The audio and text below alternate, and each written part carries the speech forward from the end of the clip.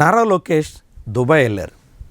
India Pakistan cricket match పేరుతో champions trophy చూడ్డానికంటూ ఆయన Dubai వెళ్ళినటువంటి సమయంలో జైషా ప్రస్తుతం ఐసీసీ చైర్మన్గా ఉన్న అమిత్ షా తనయుడు ఆయనతో చాలా సన్నిహితంగా మెలిగే ప్రయత్నం చేశారు.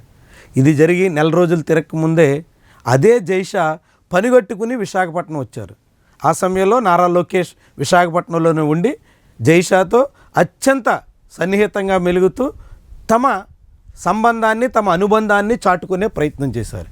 ఇది రాజకీయంగా కూడా ఆసక్తికరమైనటువంటి వ్యవహారం.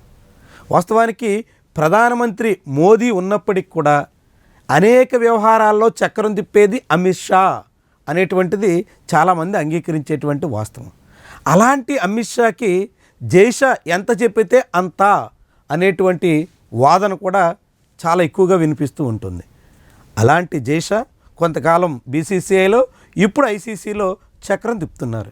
క్రికెట్ వ్యవహారాల్లో ఇప్పుడు జైషా చెప్పిందే వేదం అన్న చందంగా మారుతుంది.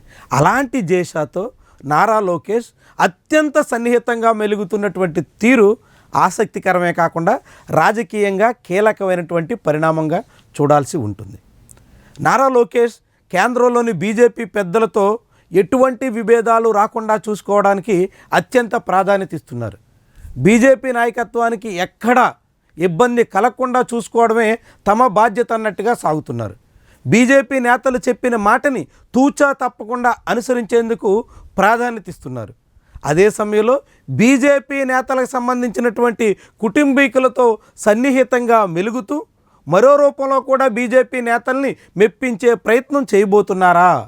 తద్వారా భవిష్యత్తు రాజకీయాల్లో తనకు ఉన్నటువంటి అడ్డంకులన్నింటినీ తొలగించుకునే దానికోసం ప్రయత్నాలు చేస్తున్నారా అనేటువంటి అభిప్రాయం అనుమానం కలగక మానదు. వాస్తవానికి ఆంధ్రప్రదేశ్లో నారా లోకేష్ ఇప్పుడు కాబోయే ముఖ్యమంత్రి అనేటువంటి ప్రచారం ఉంది.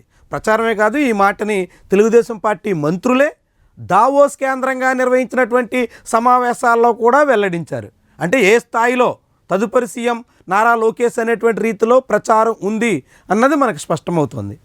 అలాంటి సమయంలో నారా లోకేష్ ముఖ్యమంత్రి కాకుండా మరొక 15 ఏళ్ల పాటు చంద్రబాబు నాయుడే సీఎంగా ఉండాలి అంటూ పవన్ కళ్యాణ్ పదే ప్రస్తావిస్తున్నారు. తద్వారా లోకేష్ సీఎం పీఠం ఎక్కాలనేటువంటి లక్ష్యానికి మరింత దూరం జరపాలి అనేటువంటి ధోరణి పవన్ కళ్యాణ్లో కనిపిస్తుంది. సీఎం సీట్ నెక్స్ట్ ఎవరు ఎక్కాలనే దాని మీద నారా లోకేష్ ఒకలాగా ఆలోచిస్తుంటే పవన్ కళ్యాణ్ మరో దిశలో చక్రం తిప్పుతున్నట్టుగా కనిపిస్తుంది. ఈ దశలో బీజేపీ అధిష్టానాన్ని ప్రసన్నం చేసుకోవడం ద్వారా తను ముఖ్యమంత్రి కావడానికి ఉన్న అడ్డంకులన్నీ తొలగించుకునేటువంటి ప్రయత్నంలో నారా లోకేష్ పడ్డారా అనేటువంటి సందేహం తాజా పరిణామాలను బట్టి కలగక మానదు.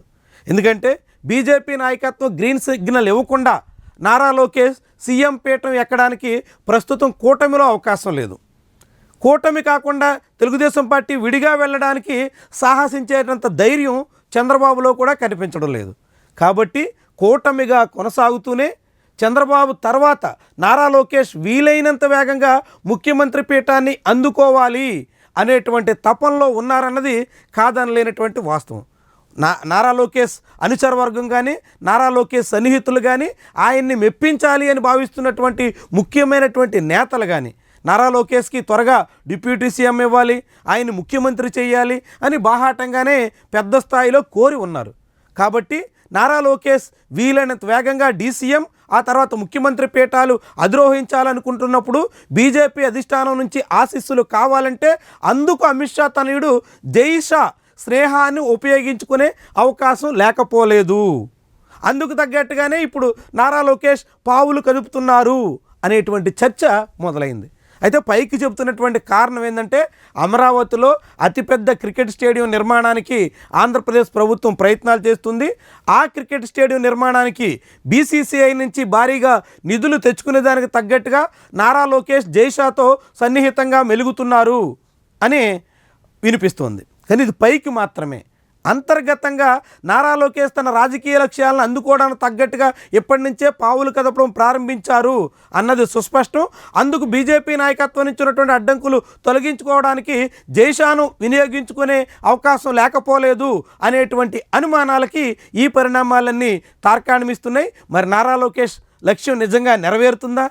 ఆయన ఆశయం సిద్ధిస్తుందా? ఆయన కోరుకున్నట్టుగా ముఖ్యమంత్రి పీఠాన్ని ఆయన అధిరోహించేదానికి తగ్గట్టుగా బీజేపీ అధినాయకత్వం నుంచి ఆశీస్సులు దక్కుతాయా?